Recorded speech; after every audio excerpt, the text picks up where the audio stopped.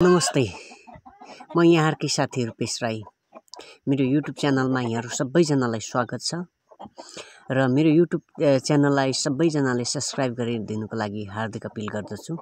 साथै तपाईहरु सबैले यो मेरो दोस्रो भिडियोलाई पनि माया गरिदिनुको लागि हार्दिक अपील गर्दछु। साथै लाइक र पनि गरिदिनु होला र वाच गरिदिनुको लागि अनुरोध गर्दछु। म तपाईहरुको माझमा जहिले पनि प्रेरणादायक भिडियोहरु लिएर आउने कोसिस गरिरहेको हुनेछु र आज भने झमक घिमिरे दिदीको जीवन काँडाकी फूल भन्ने पुस्तकबाट सुरु 2067 सालमा प्राप्त पुरस्कारहरू तथा सम्मानहरू यस प्रकारको छन्। मदन पुरस्कार, पद्मश्री पुरस्कार, उत्तम शान्ति पुरस्कार, शंकर र लामिछाने निबन्धकारिता पुरस्कार, भद्रकुमारी व्यक्तित्व पुरस्कार, अनि सास उत्कृष्ट कृति पुरस्कार, गुन्जन प्रतिभा पुरस्कार, दिलीराम उप्रेती स्मृति पुरस्कार, रमा कृष्ण सृजना सम्मान, नागरिक अभिनन्दन धनकुटा, नागरिक सम्मान भैरवाबाट धेरै पुरस्कारहरू पाउनु भएको छ।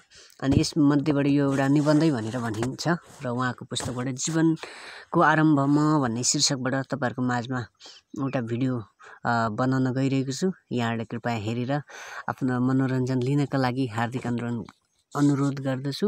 मनोरञ्जन मात्रै नभएर यो जीवनको सार्थक कुराहरू पनि छ र हामीले बुझ्नै पर्ने कुराहरू पनि छ। अझ तपाई र हामीसँग हात पाउ खुट्टा आँखा मुख कान नाक सबै कुरा इत्यादि सबै कुरा सम्पूर्ण मात्रामा भएर पनि हामी जीवन के गर्ने भनेर चाहिँ जीवनप्रति हामी अल्मलिरहेको छौँ। यो गर्ने कि त्यो गर्ने कि यसो गर्ने कि त्यसो गर्ने भनेर। तर जो जीवनमा शरीरमा आसक्त भए तापनि आत्मा मनोबलमा बलियो भएर एकाग्र भएर लागिरहने मान्छे धेरै सफल भएका छन्। त्यही कुराहरूलाई चाहिँ म यहाँहरुको माझमा प्रस्तुत गर्नेछु। जीवनको आरम्भ भन्ने शीर्षक छ माथि। म पुस्तकलाई अगाडि बढाउन चाहन्छु। जीवनलाई सृष्टिकै सुन्दर फूल भनेर अर्थ दिए। कहिले मैले अर्थ दिएको जीवन भित्र स्वयं आफ्नो जीवन पर्छ कि पर्दैन कुनै थाहा छैन।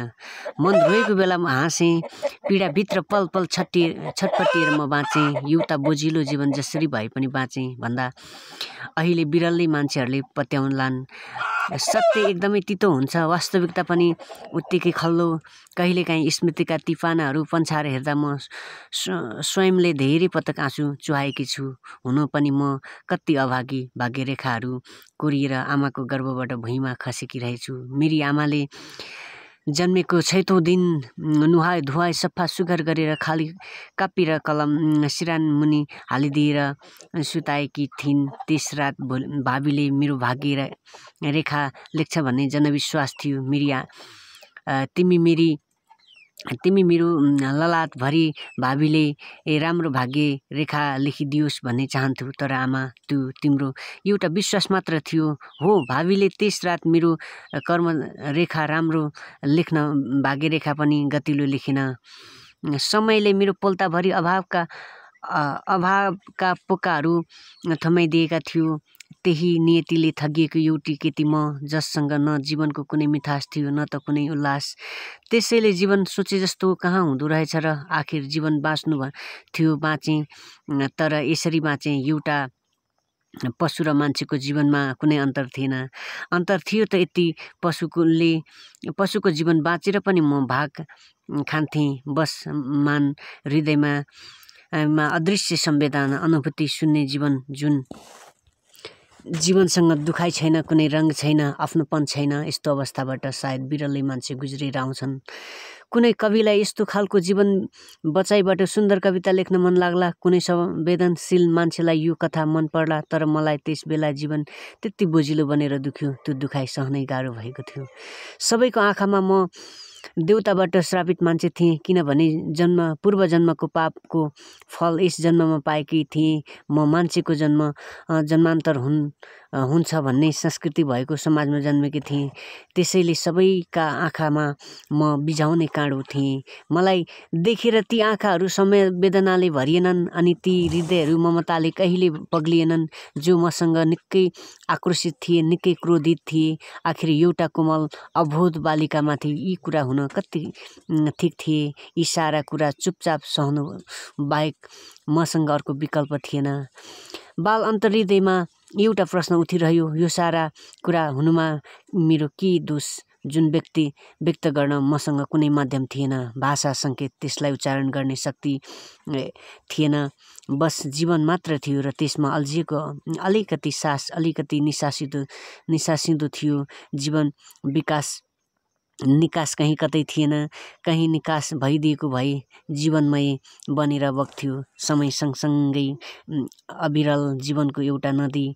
धन्य प्रकृति, तैँले मलाई जन्माइस्, मान्छेका कुर व्यवहार सहनेको लागि र म हुनुको अर्थलाई जगाइदिस्। म पीडाले छटपटिँदा तैँले आमा भएर मेरो आँखाबाट चुहिएको आँसु थामिदिस्। जन्मिदिने मेरी आमाले पनि पीडा भोग्नकै लागि भए पनि जन्माइदिन्। आफ्नो गर्भमा 9-10 महिना पालेर जन्माइदिन्। यसमा दोष न उनको थियो न त मेरो दोष थियो त नियतिको। कि शारीरिक असर्थता लिएर जन्मिनु मात्र अपाङ्गताको परिभाषा हो त? त्यस्तो भए होमरलाई किन अपूर्ण देख्दैनन्? निकोलाई अस्ट्रोवस्की, हेलेन केलरलाई किन कहिल्यै अपूर्णता ठानेनन्? जगतले यी व्यक्तित्वहरू पनि म जस्तै शारीरिक रूपमा दुर्बल थिए। इतिहास उनीहरूले पनि लेखेरै गए, फरक दृष्टिकोण छोडेर गए, मान्छे हुनुको अर्थ राखेर गए।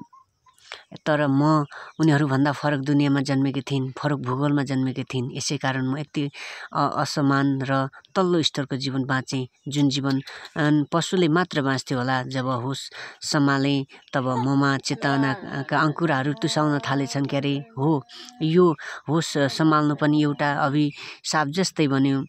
बोल्ने आवाज मसँग थिएन, न त हिँड्नका लागि खुट्टामा कुनै सामर्थ्य, न गोदावरी मखमली सुनखरीका फुलहरू डालाभरि टिप्ने शक्ति हातमा थियो। मसँग यो केही पनि थिएन।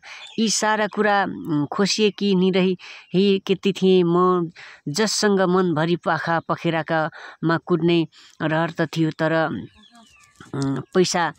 पैतालाहरूमा आफ्नो ज्यान थिगार्ने बरकत थिएन। अरूसँग बात गर्ने त रहर थियो, तर आवाज सुन्ने ती रहरहरू कहिल्यै पुरा हुन नसक्ने भएर मैमाथि घाइते बनेर बजारिएका थिए। हो, नियतिबाट म यसरी ठगिएको थिएँ कि ओछ्यानबाट उठ्नै नसक्ने गरी थलिएकी थिएँ। बिचरी सेतै फुलेकी डाँडा पारेकी जुन जस्तै हजुरआमाले उठाएर मलाई आफ्नो काखमा लिइन् होला। आफ्नो छोराको पहिलो सन्तानले उनलाई हजुरआमा भनेर तोते बोलीमा बोलाइदियोस्, मसिनो हातले चाउरी परेका गालामा मुजा तन्काउँदै मसारिदियोस् भन्ने कति रहर लाग्थ्यो होला। तर हजुरआमा, तिम्रो त्यो इच्छा मैले पुरा गर्न सकिनँ। अरू नातिनीहरूले पुरा गरिदिए, मैले त तिमीलाई बुढेसकालसम्म भुइँ चढेर दुःख मात्र दिएँ। तिमी मलाई कति धेरै माया गर्थ्यौ अघि। त्यति बेला हाम्रो घरको आर्थिक स्थिति त्यति राम्रो रहेनछ। त्यहाँसम्म बिहान बेलुका 2 छाक टार्न पनि निकै गाह्रो। बुवा आमा त कति छाकसम्म भोकै बस्थे रे। हामी केटाकेटीलाई चाहिँ जे जस्तो गरे पनि खुवाउँथे। हजुरआमा, तिमीले त्यतिले चित्त नबुझेर आफू भोकै बसे पनि मलाई अगस्ती गराई पनि खुवाउँथ्यौ। त्यसमाथि पनि रातभरि आफूले सुताएर बेला बेला म बिउजे पछि अनेक थरी खानेकुरा खुवाउँथ्यौ। तिमीले खुवाइदिएका खानेकुराहरू कति स्वादिला थिए। हजुरआमा, तिमीले मलाई खोकुले लिकी बुनेकी बाँसको डालामा गुन्युका ठाङ्ना खाँदेर नराखिदिएको भए म आज ओछ्यानमै सु गर्दै हुन्थेँ कि बिस्ट्याउँदै हुन्थेँ, या त तिमीसँगै मान्छेले कल्पना गरेको स्वर्ग पुगिसक्थेँ कि थाहा छैन। तर तिमीले गर्दा मैले जीवनमा विभिन्न रङहरू छुएँ र जीवनलाई विभिन्न कोणबाट बुझेँ। जीवनको सौन्दर्यलाई पनि आफैले अनुभव गरेँ। हजुरआमा, तिमी अहिले मसँग छैनौ, त्यो तिम्रो दुर्भाग्य हो। तर तिमी अहिले पनि मेरो मानसपतालभरि जीवन सजीव रूपमा बाँचिरहेका छौ। साथीहरू, मान्छेको जीवन साँच्ची नै एकदमै के भन्ने दुःखदायी भएर आएको जीवन हामी जीवनलाई बोझिलो ठानिन्छ। त्यो कुराले हामीलाई सार्थक मात्रै नबनाएर हाम्रो जीवनको इतिहास पनि रचिदिँदा रहेछन्। त्यसो भएको कारणले गर्दा जसले मेरो भिडियो हेर्दै हुनुहुन्छ यहाँहरू सबैलाई अभिप्रेरणा दिन चाहन्छु म। तपाईँहरूले जब कष्टकर जीवन जिरहनु भएको छन्, दुःखको जीवन जिरहनु भएको छ, सङ्घर्षको जीवन जिरहनु भएको छ नि, तपाईँहरू एक दिन निश्चय नै इतिहासको पात्र बन्नुहुनेछ। त्यसो भएको कारणले गर्दा कहिले पनि तपाईँहरूले हार नखानुहोस्। इङ्ग्लिसमा नेभर गिभ अप भन्छ। अनि तपाईँहरू कहिले पनि गिभ अप नगर्नुहोस्। तपाईँहरूलाई एक दिन त्यो दुःखको कुराहरूले सार्थक बनाउँछन्। हामीले आज पढेका धेरै व्यक्तिहरू छन्। नेल्सन मण्डेला भयो, अब्राहम लिङ्कन धेरै प्रेरणाको स्रोतहरू हुनुहुन्छ।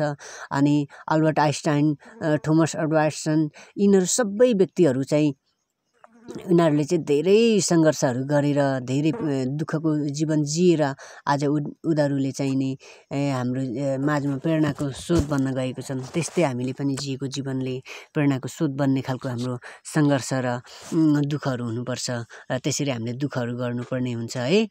अनि अहिले चलेको एलन मस्क, बिल गेट्स आज विश्वकै धनी भएका छन्।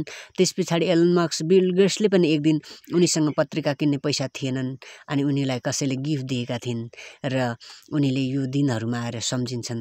अनि उनले भनेका छन् होइन, त्यो समय बलवान भनेका छन् कि उनीले त्यसको लागि केही दिन चाहँदाखेरि आज तिमी धनी भयौ र तिमीले चाहिँ नि मलाई यो त्यसको पैसा दिन चाहन्छु, तर त्यो समय चाहिँ त्यो किरदार थियो भनेर चाहिँ त्यो व्यक्तिले भनेको कुराहरू हामी पाउँछौँ। त्यसो भएको कारणले गर्दाखेरि यहाँहरू सबैजनालाई आफ्नो मेहनतप्रति धैर्य भएर अगाडि बढिरहनका लागि अनुरोध गर्दछु। यो मैले पढेको कुराहरूले पनि यहाँहरूको माझमा केही प्रेरणा मिल्यो भन्ने मैले आशा लिएको छु र तपाईँहरू पनि सधैँ आफ्नो जीवनप्रति अगाडि बढ्नुहोस्। झमक घिमिरेको अरू पनि कुराहरू छ, धेरै कुराहरू छ। म तपाईँहरूलाई पढेर अगाडि पाठहरूमा सुनाउँदै लानेछु। पहिलो पाठ हो र यहाँनिर धेरै चाहिँ नै उहाँले पाउनुभएको पुरस्कारहरू छन्। अनि यसमा मध्येमा उहाँहरूले यो पुस्तकबाट धेरैवटा पुरस्कार पाउन सफल भएको छन्। यहाँहरू जतिले पढ्नु भएको छ पुस्तक, तपाईँहरूले त यसको बारेमा केही थाहा छैन, तर जसले यो किताब पढ्नु भएको छैन नि किनेर, तपाईँहरूलाई थाहा छैन। अनि जसले यो मेरो भिडियोद्वारा हेर्दै हुनुहुन्छ तपाईँहरूको लागि यो प्रेरणाको स्रोत हुनेछ भन्दै आफ्नो बाबु नानीहरूलाई पनि आउने दिन र भविष्यको लागि बाटोहरू देखाउनुहोस्। अनि चाइनाको दार्शनिक लाओ त्सेले भनेका छन्, हामीलाई जस्तो जनशक्तिको अभाव छ त्यस्तै मनोवृत्ति चाहिँ, मनोज्ञान चाहिँ, मनोभाव चाहिँ हाम्रो बालबालिकालाई हामीले लगाउनुपर्छ भन्छन्। त्यसो भएको कारणले गर्दाखेरि यी कुराहरूबाट तपाईँहरूलाई पनि प्रेरणाको स्रोत मिलोस् भन्ने हेतुले मैले यो भिडियो बनाएको छु र तपाईँहरू सबैजनाले सब्सक्राइब गरिदिनको लागि हार्दिक अनुरोध गर्दै म यहाँहरूकै रूपेश राई बिदा हुन चाहन्छु। सबैजनालाई बाई बाई। नेक्स्ट भिडियोमा हामी छिट्टै भेट्नेछौँ। C you again.